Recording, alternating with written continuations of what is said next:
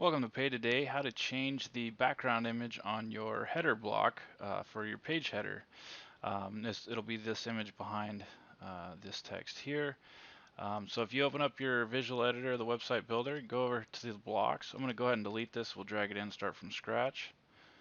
So if we get rid of this, and then we go over to the blocks on the top right, and then go ahead and open up your headers tab here. We're going to drag this in on top.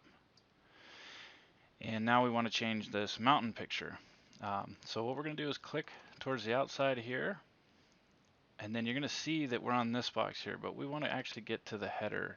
So we're going to click up here on header, and then if we go to the element settings here on the paintbrush on the top right, we can open up the background there. So click on the header settings, go down to the background here, we'll go ahead and hit plus, and you can see that that image disappeared now. And then we're going to click on images here, and then we'll just go ahead and search one.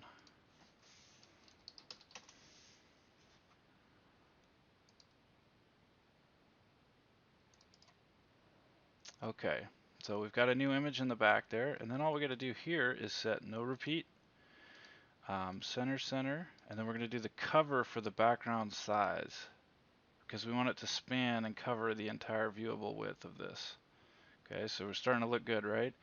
And then if you want a parallax effect, you can see how it scrolls three-dimensionally behind it. It's called parallax.